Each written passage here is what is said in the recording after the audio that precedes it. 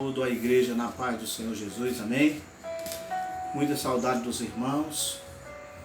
É a terceira semana que nós estamos iniciando, né? Sem estarmos nos reunindo, né, no templo, mas o importante é a presença do Espírito Santo nos nossos corações, dando em cada irmão a saudade de cada um. Como eu recebi da irmã Marlene, né? Um zap, ela dizendo que está com muita saudade de nós. E nós também estamos com muita saudade de vocês, de todos os irmãos. E, como de costume, nós temos nesse domingo uma palavra de Deus para a igreja, para os irmãos. Eu quero que você ore comigo nessa noite. Querido Deus, maravilhoso e eterno Pai. Senhor, muito obrigado, Senhor, por mais um dia na Tua presença, por mais um dia, ó Deus, meditando nas Tuas coisas santas. Deus querido, em o nome de Jesus, eu te oro, Senhor, para que cada irmão, ó Deus, nesses dias de afastamento, possamos estar unidos. Podemos até estar afastados uns dos outros, mas nós estamos unidos em espírito, Senhor. Estamos, ó Deus, orando pela Tua obra, para que a Tua obra venha logo, Senhor, se normalizar, Pai. Senhor querido, abençoa a cada irmão que nesta noite vai ouvir Tua palavra, vai meditar nela, Senhor, para que haja crescimento espiritual, para que haja fruto, Senhor. Meu Deus, é o que eu te peço em nome de Jesus. Amém. E amados, sem perda de tempo, nós vamos meditar hoje uma palavra que está lá em Efésios, no capítulo 1, no versículo 4 e no versículo 5. E eu quero que você leia comigo. Efésios capítulo 1, versículo 4 diz assim: como também nos elegeu nele antes da fundação do mundo, para que fôssemos santos e irrepreensíveis diante dele em amor. E nos predestinou, versículo 5, e nos predestinou para filhos de adoção por Jesus Cristo, para si mesmo, segundo o beneplácito de sua vontade. Amém? Então, nesta noite, nós vamos meditar um pouco sobre a questão da predestinação.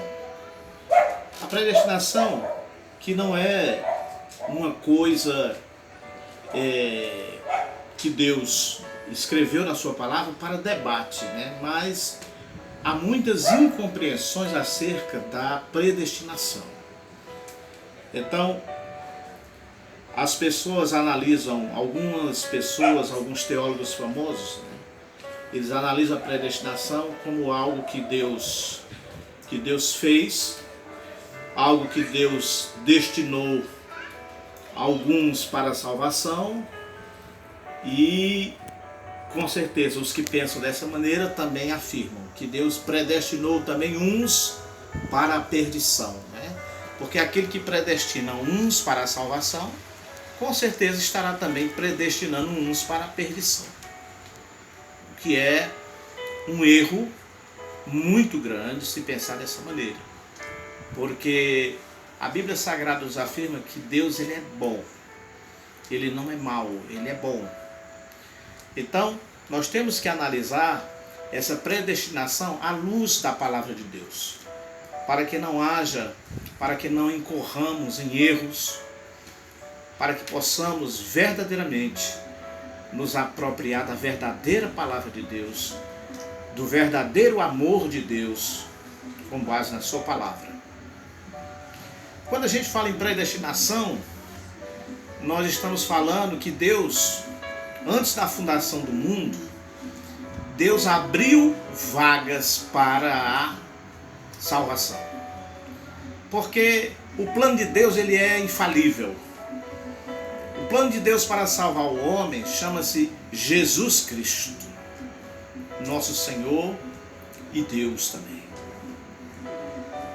Predestinou em Cristo significa quando se predestina em Cristo, é que Deus o Pai, ele tem certeza que Cristo triunfará. E quando ele triunfasse, melhor dizendo, ele atrairia muitos para a sua salvação. Predestinação é isso. Abriu vagas. Deus abriu vagas, não determinou nomes. Os nomes são todos aqueles que fazem a vontade de Deus na terra. Glória a Jesus. Então, dessa maneira, podemos analisar a questão da predestinação. A predestinação, irmãos, ela veio a ser muito debatida após o quarto século da igreja. Começou a surgir algumas coisas acerca da predestinação. A partir do quarto século da igreja, Agostinho foi quem melhor falou sobre a predestinação, quando Agostinho, que era um importante cristão do século V, ele falou acerca do livre-arbítrio, que o homem ele é dotado do livre-arbítrio, direito de escolher. O homem ele tem vontade. O homem tanto pode ter vontade de servir a Deus como não. O homem tanto pode ter vontade de fazer o bem quanto fazer o mal. É uma questão de escolha. A salvação, ela é de autoria de Deus. Mas Deus a colocou para o homem escolher a quem ele deve servir. O homem é quem escolhe nesta terra o lugar onde ele deve morar. E essa escolha só é possível, por exemplo, escolher o bem ou a vida eterna, porque Deus criou e Ele é o autor da salvação. Então, eu quero que você veja comigo, por exemplo, aí em Isaías 45, 22, na minha Bíblia está escrito em Isaías capítulo 45, 22, que diz assim: olhai para mim e sereis salvos, vós, todos os termos da terra, porque eu sou Deus e não há outro. Veja que Deus está falando todos os termos da terra. A salvação é estendida a toda a terra. Quando Deus fala lá em João 3, já no Novo Testamento agora, dessa vez, que Deus amou o mundo de tal maneira que enviou o seu Filho unigênito, para que todo aquele que nele crê, todo aquele que nele crê não pereça, mas tenha direito à vida eterna. Deus novamente está estendendo a sua salvação a todo homem e a toda mulher, e não somente a um determinado grupo de pessoas. Louvado seja Deus. Nos anos que estão ali compreendidos no século XV, século XVI, apareceu um importante reformador, um importante cristão chamado João Calvino, que era francês, mas morava na Suíça, e ele criou a doutrina da predestinação. Então, João Calvino dizia que Deus, quando predestinou para a salvação, foi ele que disse isso, Calvino. Predestinou uns para a salvação e outros para a perdição. Então essa doutrina passou aí alguns anos, e um outro reformador chamado Jacobus Arminius, ou Tiago Arminio, um holandês, ele refutou também essa teoria da predestinação, em que ele fala que Deus estendeu a sua salvação a todos os homens e não a um grupo seleto. Eu posso vos dizer, meus irmãos, que a predestinação ela, como eu já disse, ela abre vagas para a salvação, abre vagas e não nomes. A predestinação é como, vamos dar um exemplo de uma escada, você está no pé da escada. O que é que vai acontecer? Você está predestinado a subir aquela escada. Ou não. Como é que você vai subir a escada? Se você colocar o pé e der o primeiro e o segundo passo, você está predestinado a subir essa escada. Aí você pode botar o pé na escada, depois recuar e não querer subir essa escada. Mas quando Deus predestina, nós temos que entender à luz da palavra de Deus, nos predestina, como está em Efésios, no capítulo 1, nos predestina em Cristo. Em Cristo. E como o plano de Deus é infalível, já está predestinado, porque Deus ia ter salvos por Cristo Jesus, porque Cristo, tão amoroso, tão gracioso, Ele certamente atrairia como atraiu e atrairá pecadores na sua direção. Quando a gente lê em Efésios capítulo 1, versículo 4 e versículo 5, quando se fala da predestinação, nós temos que ler todo o capítulo 1 e todo o capítulo 2 para poder entender a predestinação. Nós não podemos ficar parados no versículo 4 nem no versículo 5. Se você ver comigo aí em Efésios capítulo 2, versículo 8, está escrito assim: porque pela graça sois salvos por meio da fé. Veja, tem que existir fé para se salvar. Fé em quem? Em Cristo Jesus.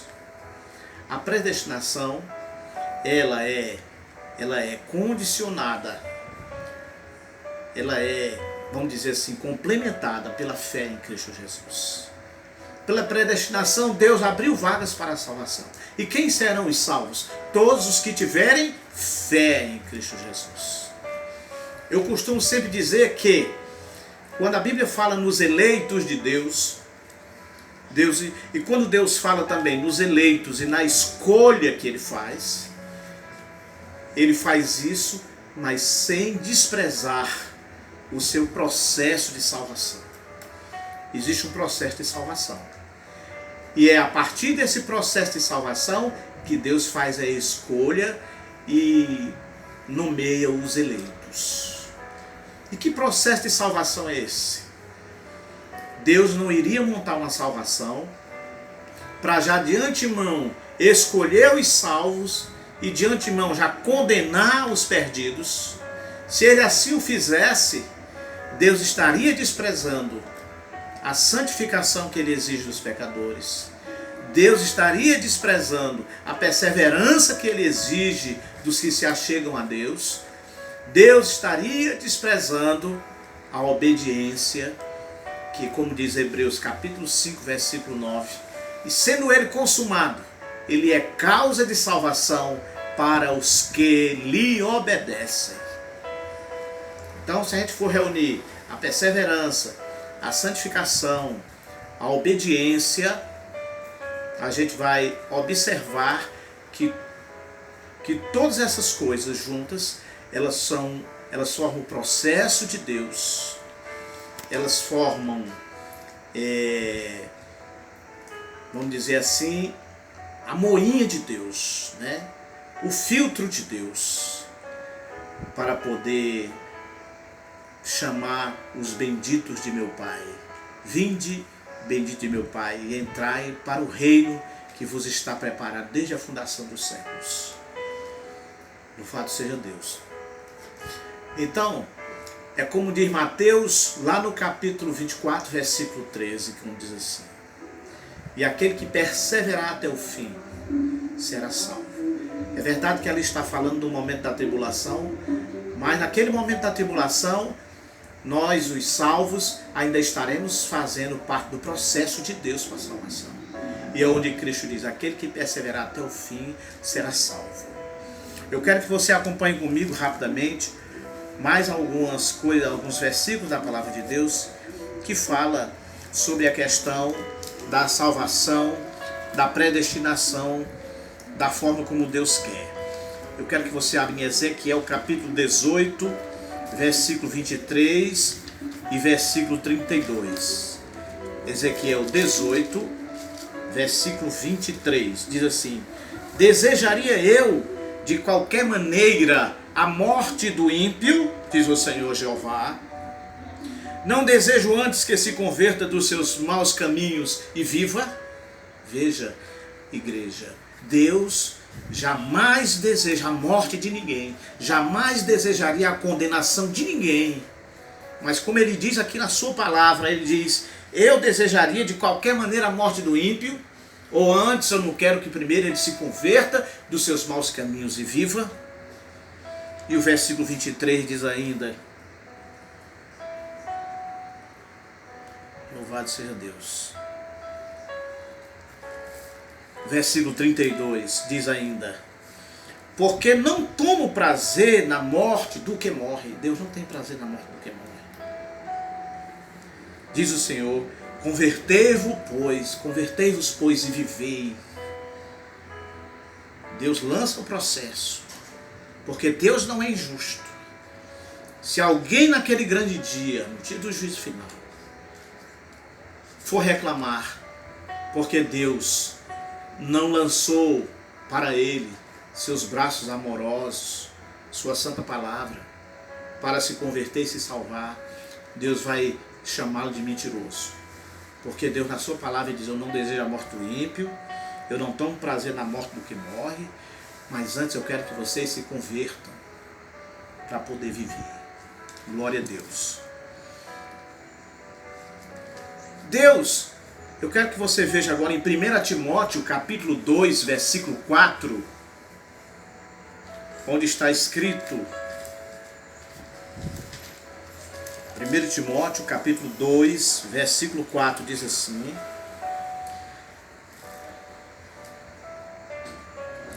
que quer que todos os homens se salvem e venham ao conhecimento da verdade. É desejo de Deus. Deus quer isto, que todos os homens se salvem e venham ao conhecimento da verdade. Veja comigo agora 2 Pedro capítulo 3, versículo 9. 2 Pedro, segunda carta de Pedro, capítulo 2, versículo 2 Pedro capítulo 3, capítulo 3, 2 Pedro capítulo 3, versículo 9, que diz assim: o Senhor não retarda a sua promessa, ainda que alguns a tenham por tardia, mas é longânimo para convosco, não querendo que alguns se percam, senão que todos venham ao arrependimento. Deus não quer que esses que porventura venham a se perder, mas Deus não quer que eles se percam, mas que eles venham ao arrependimento. Ele quer que todos se salvem, que todos venham ao arrependimento, que é para Deus concluir a sua obra salvífica na terra. Então, meus queridos irmãos, o que eu quero concluir nessa noite é o que a palavra de Deus nos recomenda, que nós devemos tratar a nossa salvação com tremor e temor. Operai em vossas vidas a vossa salvação com temor e tremor. A palavra do Senhor diz em Apocalipse, está escrito em Apocalipse: guarda o que tu tem, para que ninguém tome a tua coroa. Porque os cuidados desse mundo, os pecados, as tentações, o diabo, as riquezas, as coisas materiais, elas podem, num dado momento, encher o coração do crente, e esse crente se afastar da fé, se afastar da verdade, e se afastando da fé, ele perderia com certeza sua salvação. Não existe uma vez salvo, salvo para sempre. Existe aqueles que perseverarão até o fim e serão salvos, como diz a palavra. Então, meu querido irmão, eu conclamo a você que você não abandone o manto da oração. Não se esqueça nunca de ler a palavra de Deus todos os dias, porque ela é teu alimento espiritual. Assim como tu tens o alimento natural que fortalece o teu corpo, é necessário tu também se alimentar deste alimento espiritual para a tua alma, que é a palavra de Deus. Porque nós estamos afastados esses dias, isolados, mas você tem a sua Bíblia na sua casa. Você pode meditar nesses versículos que eu estou trazendo semanalmente à igreja. E você tem todo o direito e o dever também de orar sempre, como Jesus disse. Então, meus queridos irmãos, eu espero encontrá-los todos cheios de fé, cheios de ânimo, cheios da consolação do Espírito Santo. Eu tenho certeza que brevemente tudo vai voltar ao normal e nós vamos poder novamente estarmos na igreja, sentindo a presença de Deus, nos abraçando, nos dando as mãos, louvando aqueles hinos maravilhosos, sentindo o operar de Deus no nosso meio. É com enorme saudade que eu aqui agradeço aos irmãos por mais essa palavra nessa noite. Amém? Eu quero que você ore comigo nessa noite. Querido Deus, maravilhoso e eterno Pai, Senhor querido, eu te oro pela vida dos meus irmãos. Eu te oro pela vida da tua igreja, Senhor.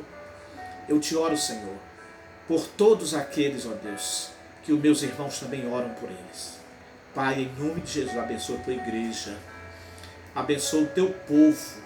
Repreende, Senhor, toda ação do mal, Senhor. Repreende toda ação do maligno. Ó, Senhor querido, dá, Senhor, força ao meu irmão, sabedoria a ele, coragem, fé, meu Senhor, para todo dia permanecer, Senhor, na tua presença, Senhor, como é, Senhor, o teu desejo, querido Senhor. Deus eterno, fica conosco, Senhor, fica com todos nós, Pai. É o que eu te peço, Senhor, já te agradeço no nome de Jesus. Amém. Receba a bênção apostólica, meu irmão. Que o grande amor de Deus, nosso Pai, e que a graça e a paz de nosso Senhor e Salvador Jesus Cristo, e a comunhão, as doces consolações e o poder do Espírito Santo repousem sobre vossas vidas, e a minha também, desde agora e para todos sempre. Digamos todos amém, e graças a Deus. Até a próxima, meus irmãos. Graças a Deus.